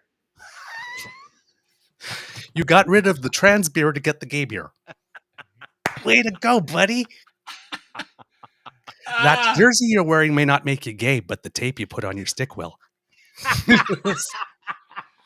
Unbelievable. What the so stupid. So stupid. I think if they just start doing like a couple of different nights, that those nights will be more accepted too. Like this guy's like, when's Maple Leafs Jewish night? I'm like, good call. Let's do Maple Leafs Jewish night. Everyone gets a keep. Let's have all the nights. Let's have Diwali night. Let's have Muslim night. We got to stop putting these hockey players up on pedestals. We have to stop making it seem what if we made helmets that had a keepa attached to it? That would be fun. Yeah. Or turbans. Turban on top. Yeah, right. Yeah. And what if we started mocking them for not wearing that? I mean, fuck. Turban night, everybody. Turban night. Can you imagine Don Cherry? That will kill him. There's a good Canadian kid right there. That'd be Don the Cherry end. never. Don Cherry. It'd be over. That's what I kind of want. I got to tell you, I would too. I like in a world of where we love chaos, to have Turban Night with Don Cherry still doing Hockey Night in Canada be the greatest thing we've ever seen in our lives. It really would. You have to understand the inner bitchy queen that lives inside me lives for the awkward moment. I live for the awkward moment. I do too. That's something I don't understand why, but we have moments on our show where I'll leave Jimmy out to like hang him out to dry and just sit there and watch him squirm. And it's so cruel, but it's so fulfilling for me. Like it fills my cup. I don't know. I did it to him this morning. I don't even know over what. I just hung him there. Like there's like 15 seconds of dead air. I'm still laughing about that guy getting rid of all the perfectly delicious Bud Light and putting a super gay beer in his fridge. Going, I'm not fucking bowing to the man. Look at this guy. Fuck the Bud Light. Wow, the end of the video is the best. What he doesn't know is Coors Light has been overly inclusive for a good 10 years now. Probably 20 now.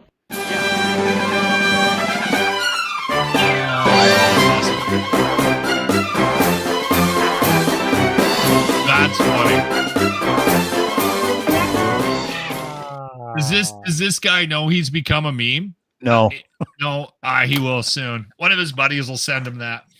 Hey, dude, you replaced the trans beer with the gay beer, and now you're a viral joke. What the fuck? Did you see how many trucks he had with like 4-foot tires on it too? Beautiful. Surprised he wasn't wearing Skechers and with the wraparound shades and the backwards hat. That would have completed the look. Maybe you should have invested some of that money in knowledge. Well, that's crazy, Douglas. He spent a lot of time investigating how to screw the tax man, apparently, too. He had a couple of trucks in a garage. Oh, yeah. That guy's not paying all his taxes. Oh, not at all. Douglas Connors, True North Eager Beaver podcast. Thanks for weighing in. Thanks for bringing us some salient points, and thanks for coming in and being the hammer on this podcast. It's very difficult to talk common sense when it comes to LGBTQ plus issues with two hammerhead heterosexual individuals. So bringing you into the mix gives us all kinds of license. Thanks, buddy. But hey, I have to say, right? Me not being on the show, I was listening to what you guys were doing before. You guys are fine. All right. You guys are fine. I'm glad to be here, and trust me, you guys have made me feel very, very welcome. But you guys don't need me here to talk about anything's related to gay. It doesn't hurt. You guys have. No, it doesn't hurt. Representation matters. Like this. Yes. Like you guys have got it. You guys have got it. Yeah. You guys have got it. You've got it down. Right? Allies? Of course. I think we're good at. Would I be here? No, you wouldn't. Right. Here's the thing, right? Let's have like this moment of honesty, right? When I was going to join the network, I got tons of like tweets. Oh no, not Dean, that homophobe, that this, right? I'm okay. You guys say so, but let me go and find out for myself. You are the worst homophobe in history, Dean.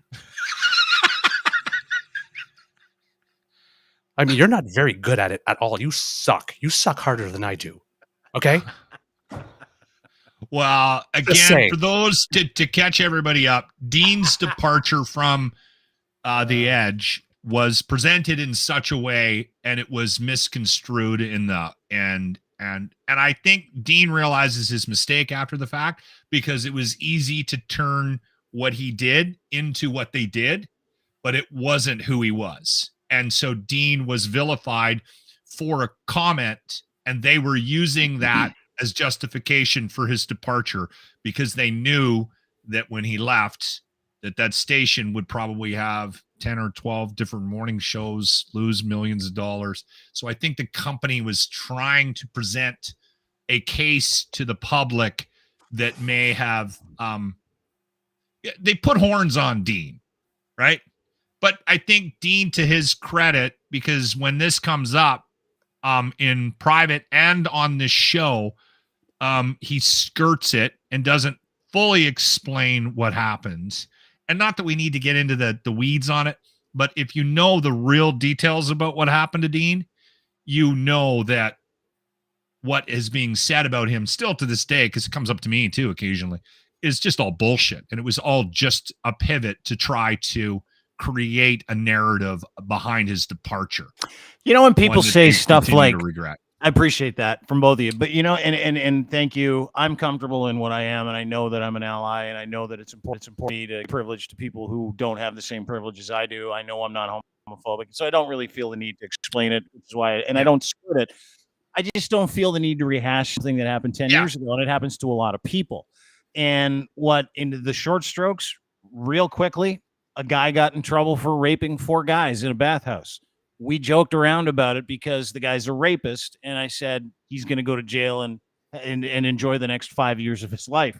And I hope he gets it. I hope a rapist gets raped in jail. I don't care about their sexuality. I think if you rape someone and you go to prison and it happens to you, that's just the world deciding that, oh, this is fair now, right? Like, I really do believe that.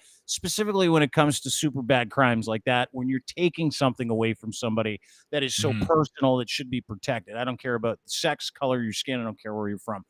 Sexually assaulting someone is an absolute of privacy and an absolute basing of a human being. It always has been, always will be. So that was why I said what I said.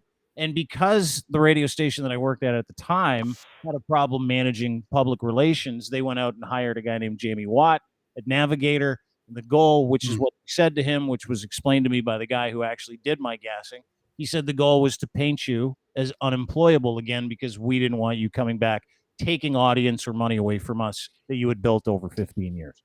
That's just the business, man. That is just the way it works.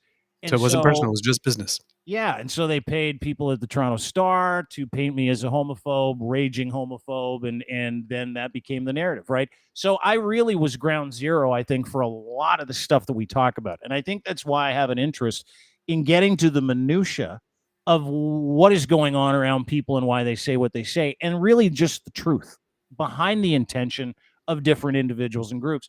And that is why I do not trust mainstream media, because this is what they do. I was victim number 1 in this culture war over the last 10 years, and publicly had to wear it and still do. And it means nothing to me, to the point where I'm legitimately grateful for all of it, because it's enabled me to be smarter. It's shown me that I really wasn't an ally to begin with. If you wanted to talk about being an ally, words are one thing, actions are completely fucking different. And it helped me understand what was really, really important, which is all I can control, not the other stuff. I couldn't control what happened to me. And so it didn't happen to me. It happened. And it happens to lots of people. And I'm grateful for that stuff today. But it's very important in the burn down, when you're going through all the ashes of what was, to say, how do I want to be going forward? And if I'm anything like them, right? If I'm anything like the Toronto Star was, like Chorus is to this day, if I'm anything like them, if I'm valueless like them, they win. Right. And so my way of taking care of it is by continuing to be an ally and leaving no room for interpretation, and making sure I give people like Douglas, almost called you Dallas. Right. Like Douglas was good enough. Knows that I love that man for who he is and what he does, and who he loves is of zero consequence to me. I haven't had a pronoun conversation with Douglas, because Douglas probably doesn't want to have one with me, because I don't care what Douglas is. I know his name is Douglas, and I know he has incredible value to me as a human being, and I appreciate his company, and I value his content. And that is the extent of it. What he does in his spare time, him and his partner, who he decides to love, how he decides to be, that is something for me not to just accept, but help protect and to help stand up behind and for, because I love that guy. I like Douglas. I think he's a good man. And everything outside of that is inconsequential to me. And that's how I've always felt. And it is how I feel today, which is why we live this lifestyle, right? We don't just talk about it. Right. We don't just say, oh, you should just accept gay people. I know that there are assholes who happen to be gay as well. And I'll go to task on them. I've met them. And I'll make sure Douglas is here for it. Hey, I'm telling you, as a gay person, Like a when you meet your beautiful first fabulous gay person, it changes your world. Yeah. And you've got assholes in your community. We have assholes in our community. And so what we try to do is be high-minded about it and have conversations where it's accessible, where we can say we understand the issue, but we still support each individual person that has a like-minded perspective as us, which is we're not here to take your inventory. We're here to stand up for you as a human being. And if you are too selfish to understand that, you cannot be part of the community I have with people like Douglas, because this is our community, right? The community of individuals who love each other, who believe in kindness, who believe in good character, and believe in doing our very best for each other, regardless of who they like to have sex with. Right. Sorry. That's how I feel. At the very heart of it, that's how I feel, and always have. So you can all suck it. Well put, Dean. Thank you. And I mean it. That's the other part. And if I didn't mean it, you wouldn't have the last 5 years of receipts to go through at crier.co where you can see that I mean it. And you can go through thousands of hours of conversations where you can see I mean it. That can't be co-opted by a news source. That can't be co-opted by some cock on Twitter going, guy hates gay people. No, I don't. Oh, well, that's not true. If you're an asshole and you happen to be gay, sure, I probably hate you. And I'll join you. Yeah, so does Douglas. And that's a human thing. That's not a gay, lesbian, straight thing. That's not a right, left thing. That's not a religious, non-religious thing. That's because we're smart. We get it. Rule number 1, don't be a douche. Simple. I'm going to make sure. Saying it. What do you think of this, too? I'm making a T-shirt that just says rainbow shirt. What do you think? Just rainbow shirt. Just rainbow shirt. I love it. I love it. I love it. Yep. You can wear it for warm up. You can wear it anytime you want. There's no rainbow on it. It just says rainbow shirt. I think that's so. Quick brilliant. Question. So if I buy Bud Light, Douglas, yes, I'm not gay. You're not gay and you're not trans. No, hold on. And, what if I buy you know what? What if I buy the rainbow it? Case? Because sometimes I buy the rainbow Bud Light case. Yep. You're okay. Yeah. Okay, I'm good. Okay. You are okay. And Lochlin, here's the other thing. Trying it once or twice also doesn't make you gay. Just so you know. A friend of mine tried it once. Experimenting. A friend of mine tried it once, and he had to. No word of a lie. True story. He thought he was bisexual. He's attracted to certain guys, and he's like, "I'm going to take a walk on the wild side." I'm like, "Let me know how it goes." And he phones me like 2 days later. I'm like, because we were just shooting the shit. This is like literally 2 years ago, shooting the shit. And I'm like, "How you feeling?" He's like, "Pretty good." Yeah. I go, "How's life?" He's like, and I totally forgot that he had an experience with a dude set up. And I'm like, "How did it go?" And he's like, "Yeah, I wasn't into it, but I was pot committed, so I toughed it out."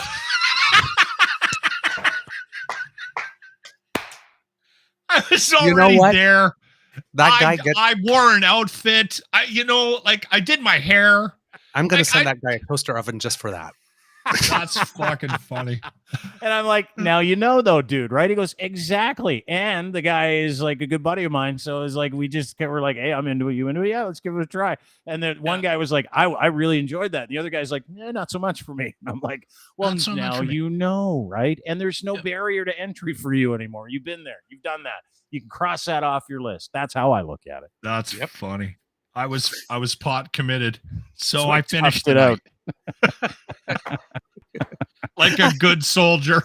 Yeah. I'm like, well, there, hey. Right? He's like, yeah, I know. Right? I was there. Rule number 1, don't be a douche. Rule number 2, don't tease unless you fully intend to put out.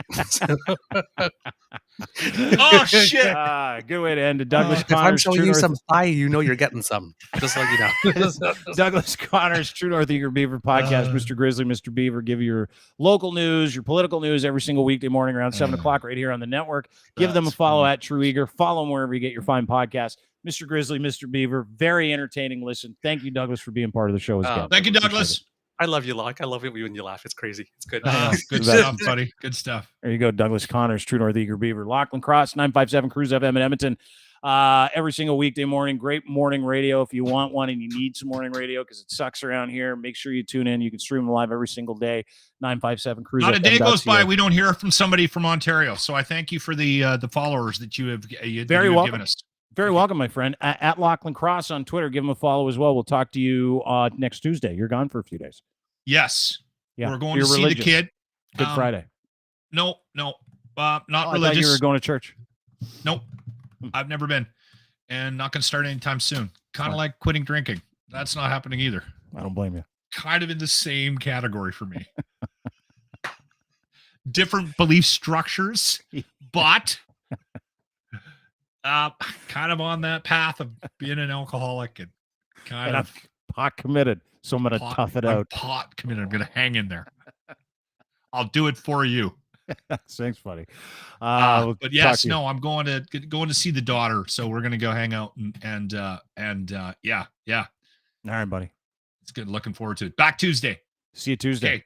Take care, brother. Lachlan Cross, 957 Cruise FM in Edmonton. That's Douglas. That is Lachlan. Really appreciate you being here as well. We're always grateful to have some company on a Wednesday afternoon to chop it up with our friends. We'll be back tomorrow around 4 o'clock. Sorry, I messed up the time. We actually were on time today, but I thought we were late. So still technically late to me. And I can't start anything on time. I can't have a schedule tell me what to do. I'm a mess. I get it. Anyway, we'll be back around 3, 4 o'clock tomorrow. Don't forget to subscribe to all our podcasts. Hit smash, subscribe, rate, review. Really appreciate nice reviews. It always goes a long way. If you don't like us, that's fine. Don't care. Don't need you. Really appreciate everybody, including our sponsors as well. Cantork, Canada's assembly tool experts, making rugged, hardworking, beautiful torque wrenches. And they're Canada's leading industrial tool experts, which means this. If you can't find a torque solution, a loosening or fastening or bolting solution, meaning a torque wrench big enough or good enough or specific enough for a job in certain industries like railroad, mining, nuclear, heavy machinery, forestry, these guys do it for people around the world. And they're right here in Canada. So support a Canadian company if you're in need of something that will help you scale your bolting project. They have your solution: service, rentals, calibration, maintenance, custom fabrication of industrial torque tools. Get in touch with my friend at Cantork, Colin Livingston. Great guy, super genius, hardworking, always gets back to you, and a good human being who is here to solve your problems. Make sure you go to cantork.com for more information. Kevlaw.ca. Defense attorneys that are here to fight for your right to stay free if you want to get your life back. Rob and his group are the best in Southern Ontario. Doesn't matter what the offense is, doesn't matter what the arrest was, doesn't matter what you're dealing with. They will take care of it and help you get your life back. Do not risk your future by pleading guilty to your charges and not having professional help. If you're in Southern Ontario and you need great legal advice, there's only one place I would send anybody: Kevlaw Defense Lawyers, kevlaw.ca. Email Robert, the principal, Rob Kivlican, at robert@kevlaw.ca today, too. And we're brought to you by Gitch, engineered for any level of performance, luxury underwear, boxer briefs, pouch in the front, so comfortable that you can walk, run, or sprint through your day in very soft, barely there comfort, keeping you cool with moisture-wicking fabric. You'll never want to take these things off. And right now you can get a free pair of underwear from my friends at Ed's Fine Imports. Free Gitch. Yes, please. You want a free pair? Order 3 and you'll get an extra one when you use Gitch3 at checkout. That is your promo code. Buy 3, get 1 free. Ed's Fine Imports, Gitch, leveled, engineered for any level of performance as well as everyday life. Go to edsfineimports.com, punch in Gitch3 at checkout. It'll send you a free pair of underwear. Have a great day, everybody. That's it for us. I'm gone. I'm gone. We'll see you on the other side of something. I don't care. Have a great day. Thank you for being here. Rate, subscribe. Hang on a second. Let me get the extra, and then we'll play that for you so it sounds normal when we go out. Got to have the extra. Bye.